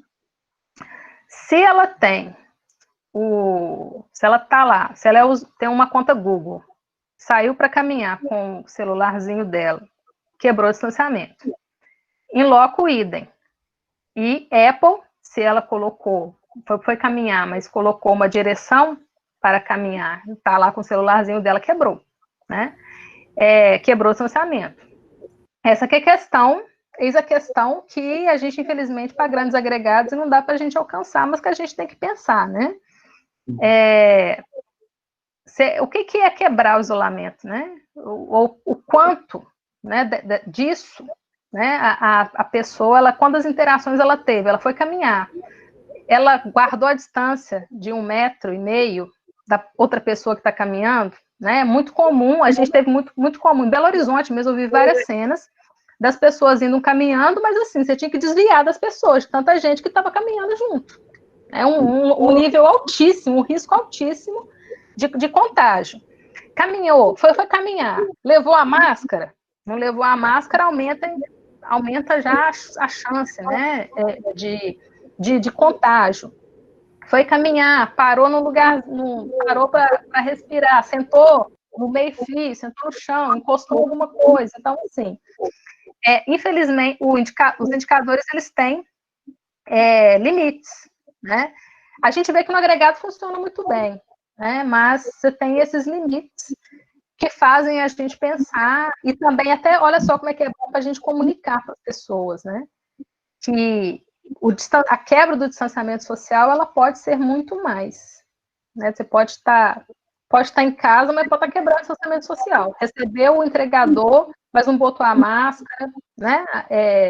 Esteve doente e entrou no elevador, enfim. Uhum. Perfeito. Tem mais alguma pergunta? Mais alguém gostaria de fazer alguma pergunta? Eu queria fazer um questionamento. Pode fazer, por favor, Maria da Luz. Boa noite, né? Primeiro, eu também gostaria de parabenizar a professora Luciana. Muito boa a sua palestra, professora. Nosso orgulho. Seriam duas coisas. Se esse trabalho que você fez para o norte de Minas Gerais, vocês fizeram também para o Rio Grande do Norte, para algum grupo de município. Se sim, né, se você pode dizer alguma coisa. A outra coisa, professora, se vocês também, não sei se você vai ter essa informação, mas o que eu observei em termos do Rio Grande do Norte é que, por exemplo, a região lá nos mapas do Siridó era mais escura, e por incrível, quer dizer, então teve menos isolamento. E por incrível que pareça, foi a única região do estado que não ocupou 100% leito, que teve vagas sempre, e só ocupou até 80%, parece. 82% foi o máximo de ocupação. E o menor número de casos também. Está entendendo? Então, esses casos é um outline, digamos assim, um caso de alavancagem, como é que está sendo visto isso também. A outra coisa é que na nossa região leste e sul, que são as mais com melhores rendas, né, per capita, então elas também fizeram mais isolamento, no entanto, foram regiões e logo no início da pandemia, até abril, final de abril, mais casos tiveram, tá entendendo? Então, assim, e vi que, aí eu prestei atenção que, quando você apresentou, que eles mostraram menor isolamento em todos os períodos, desde fevereiro, março, abril, de março até agora. Mas, no entanto, teve um período que foram as duas regiões que mais apresentaram casos, inclusive nos artigos lá do ONAS, também nos artigos lá de economia, eles apresentaram o mapa do R e eram... Também tem alguma coisa nesse sentido, professora, que vocês chegaram a analisar? Pode responder, Giovana? Claro, por favor.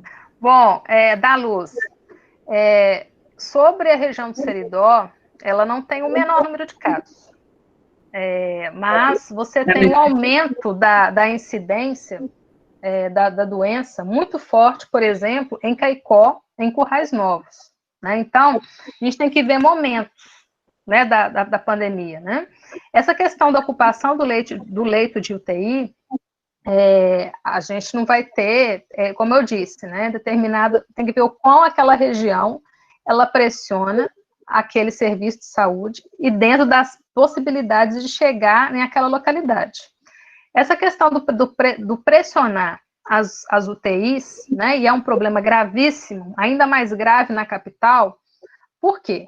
Você tem a capital, mas você tem, em torno da capital, municípios também muito adensados. E aí você tem uma corrida dentro da própria cidade daquele grupo, né? Pensando no Seridó, acho que o Seridó, em Minas, para as pessoas entenderem, né, seria um similar das zonas da região sul, né? Região ali de Poços de Caldas. Então, uma região que tem indicadores socioeconômicos muito bons, né? Inclusive, algumas pessoas falam que a atenção primária à saúde lá é muito boa, né? Enfim, isso tem, de fato, né? Não teve uma situação tão caótica, né? Mas você tem um aumento do número de casos nessa região que é importante ser considerado.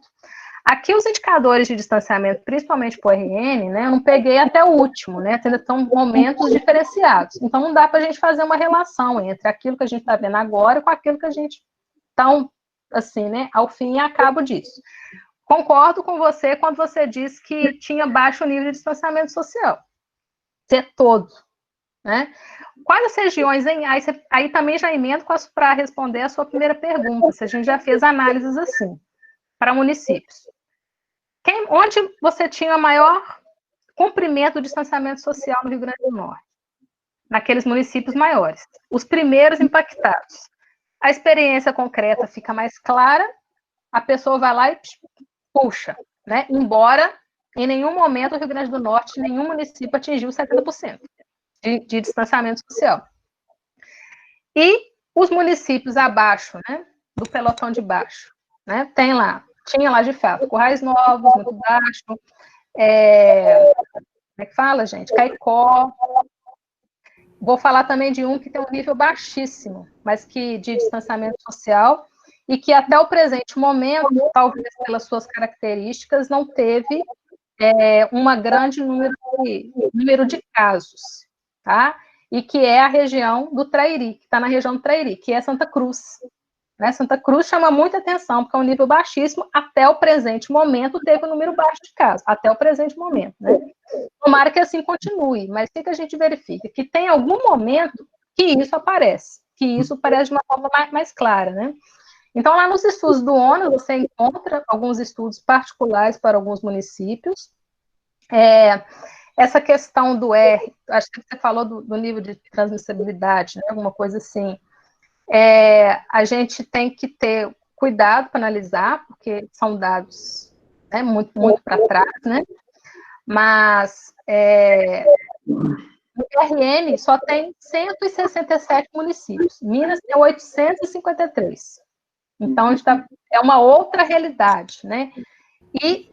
Mas ainda assim, né? Você vê lá Mossoró, que é mais no distante, teve muitos casos, a região do Alto Oeste, aí pode ter uma maior proximidade, contiguidade com outros estados, tem uma outra discussão, mas, ao fim e a cabo, né? Para todos, eu posso dizer, sem medo de errar, não cumpriu o distanciamento social, uma hora essa fatura vem. Para alguns, ela vem mais alta do que outras, mas ela vem. Uhum. Perfeito. Deixa eu ver, alguém mais gostaria de fazer uma pergunta? Obrigada. Obrigada, querido. Alguém gostaria de fazer uma pergunta? Não enviaram aqui por escrito. Professor Glauco estava tão empolgado com essa apresentação, está por aí ainda? Não sei se Vai fazendo uma pergunta? Pois é, Glauco. Cadê? Estou aqui, pessoal. Luciana, você foi extremamente didática. Obrigada. Né? Eu queria ler as coisas que você indicou aqui, mas parabéns. Está muito bom. O Glauco tinha ficado muito interessado nesses dados, né, Glauco? Isso, eu até tentei já contato com o pessoal da Inloco lá, estou aguardando resposta deles. Uhum. Eles ficam, assim, assoberbados, né, de demandas, né, de demandas de dados, mas, assim, o Minas tem essa parceria, né, o governo do estado tem essa parceria. Eu acho que uma dificuldade, agora pensando em nível de gestão, né, eu acho que é importante a gente se posicionar enquanto universidade. Muitas secretarias não têm alguém para ficar pensando dados, para ficar rodando gráfico. Né? Então, a gente trabalhar em conjunto com a gestão pública, ela é fundamental, porque a gente consegue municiar desses dados, né? E gostaria de chamar a atenção essa questão do papel do demógrafo, né? Que é, assim, além da questão prática de dado, análise de informação, e para além das informações de óbito, né? Eu acho que a nossa contribuição está muito mais do que ficar pensando, né?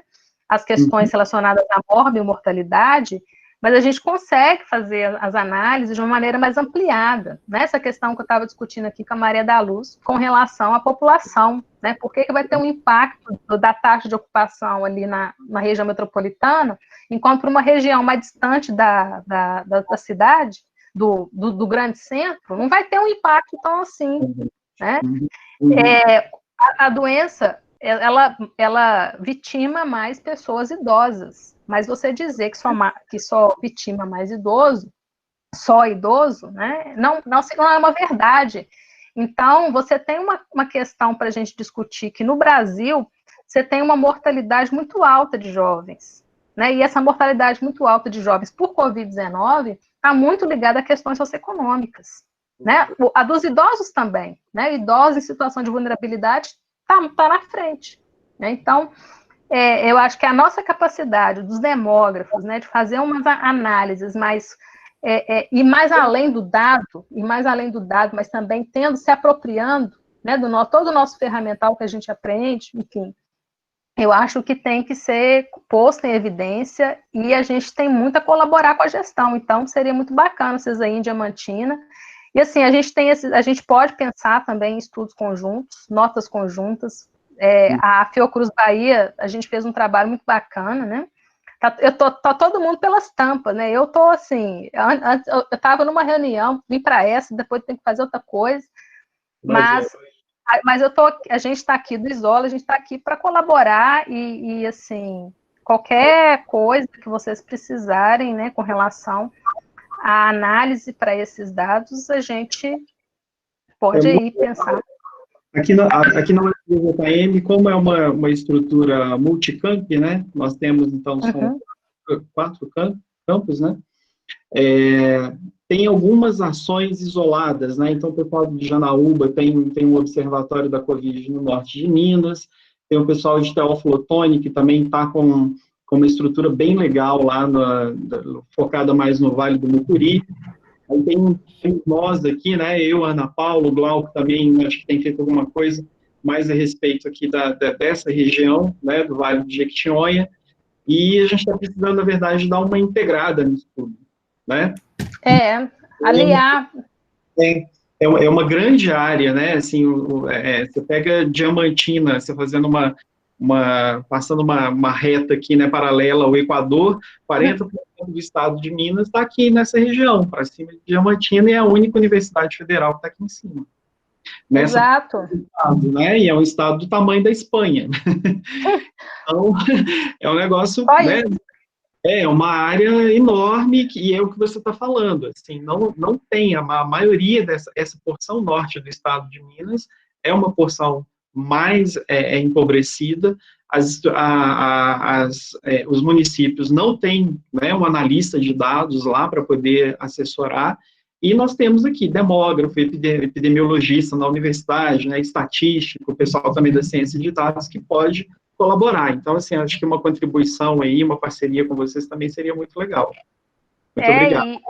E como você falou, os indicadores socioeconômicos, eles têm que ser trazidos para discussão, porque quem está mais vulnerável, quem vai ficar na linha da frente, pena que o dado da PNAD Covid, né, não dá para a gente desagregar para além de capital, mas seria lindo se a gente tivesse uma pesquisa daquela por município, porque ela te dimensiona bem, né, quem está ali.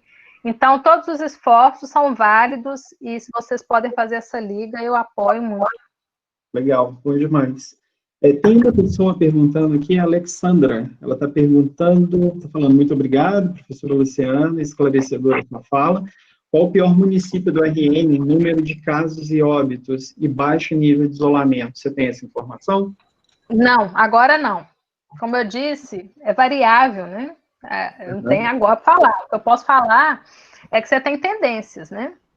E hoje, né, no Rio Grande do Norte, eu posso dizer que você tem municípios onde a incidência está muito alta, está crescendo, né? Então, você tem algumas regiões ainda do Alto Oeste, alguns municípios de lá. Como eu falei, mencionei o caso, né, de Caicó e Currais Novos, que tem aumentado a incidência, mas não pode se descuidar da capital e da região metropolitana. Então, você tem localidades como Extremoz, que teve um aumento muito expressivo nos últimos dias, né?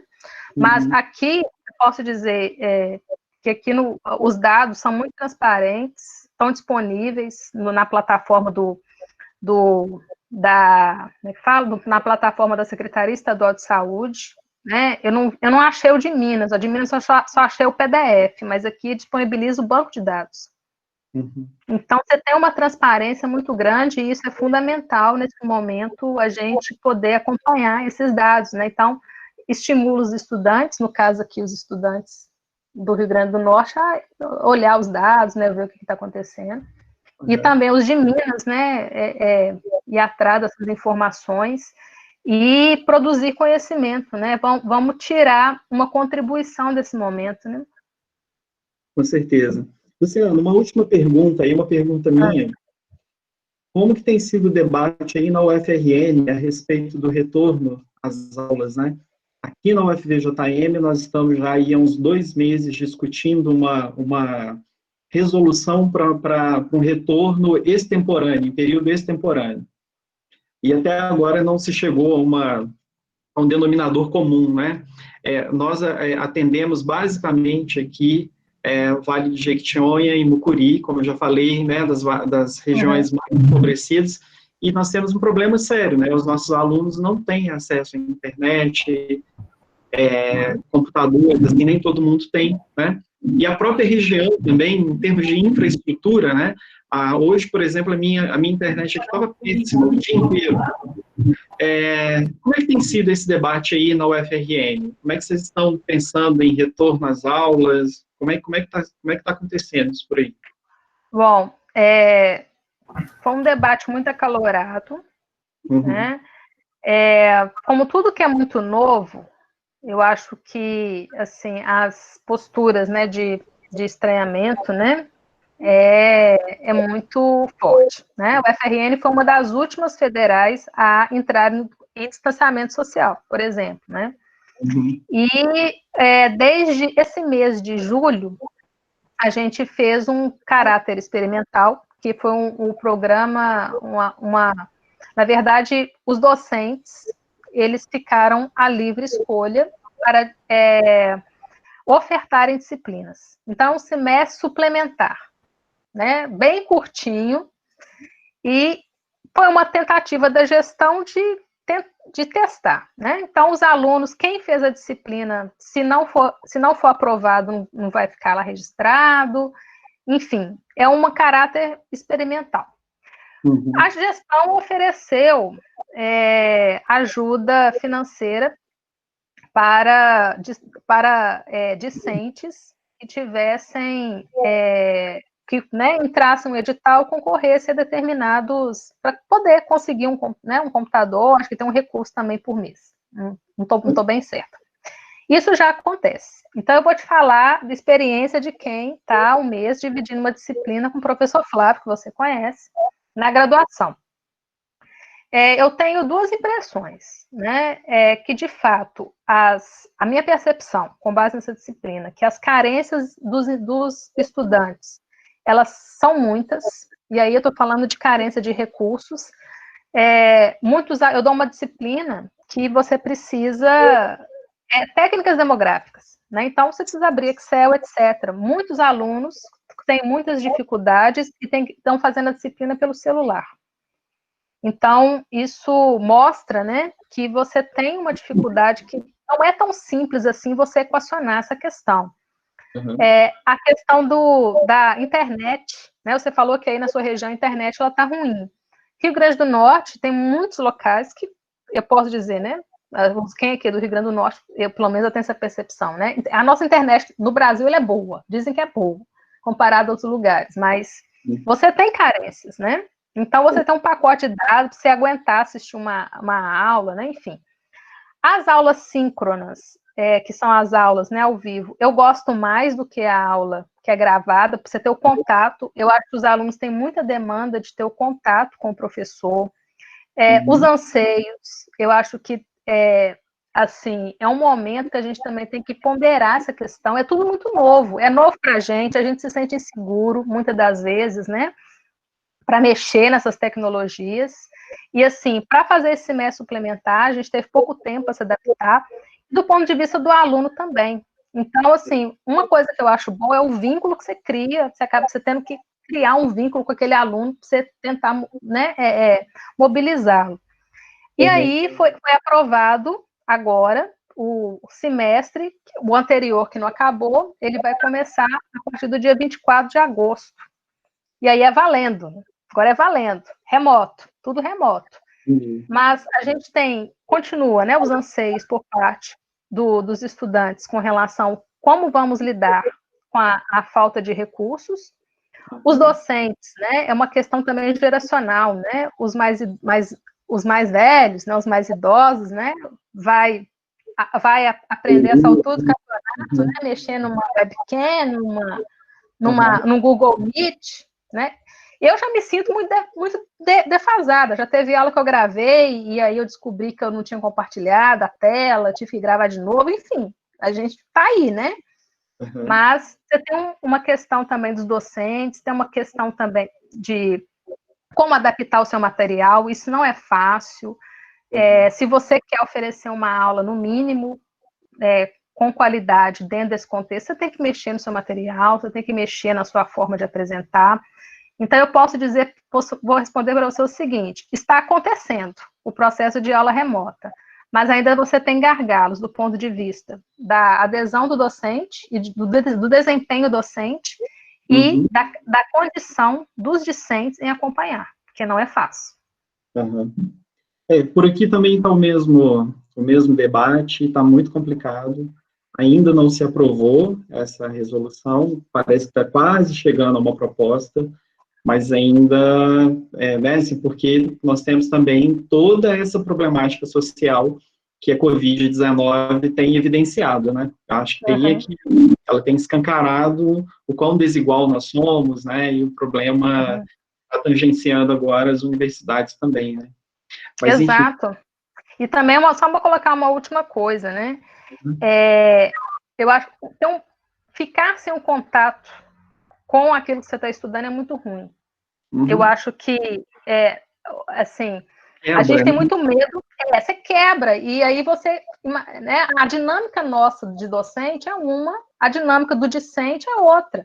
Então, você tem essa questão é importante você manter o ritmo, mas, ao mesmo tempo, você fica também realmente pensando se aquilo não está ampliando desigualdades. Quem vai poder assistir o semestre suplementar? Quem assistiu o semestre suplementar? Quem não teve essa oportunidade ficou. Com certeza. Muito complicado, né? Luciana, muitíssimo obrigado pela sua apresentação. Foi muito bom, adorei. Realmente, assim, foi um prazer ter te recebido aqui essa noite. Espero que todo mundo aí também pelas minhas avaliações aí. Queria também dizer aqui que o pessoal da UFRN tem nos acompanhado, né, sempre, e está sendo muito legal, né, sempre os demógrafos aqui trazendo e essa dobradinha, né, meio norte de Minas com o Nordeste, a gente está sempre colocando um pouco esse diálogo, um pessoal muito participativo. Muito obrigado, pessoal, por ter acreditado aí na nossa proposta e estar junto conosco. Então, muito obrigado. Eu agradeço a oportunidade. É uma satisfação sempre falar com os amigos, né, para falar com as pessoas, né, que estiveram conosco. É bom para os alunos verem, né, o Giovanni é meu contemporâneo, e, assim, a gente dividiu o mesmo orientador, né, nosso querido orientador, Alberto Nascimento, e, assim, é uma satisfação muito grande a gente se encontrar. A gente está à disposição, a gente lá no Isola, a gente está à disposição. Agradecer também a participação dos seus alunos, né, das pessoas do Norte de Minas, e foi uma aglomeração boa. Vamos fazer mais vezes, que Quem sabe aqui no próximo etapa da pandemia a gente não tem notícias melhores, inclusive, né, para dar. Oi? Tomara, né? Vamos torcer. Tomara, vamos torcer e ficar em casa, hein, gente? Vamos lá. Ficar em casa, hashtag stay home. Obrigadão, um abraço para você, boa noite para todo mundo e até semana que vem. Boa noite a todos. Valeu, obrigado, Luciano.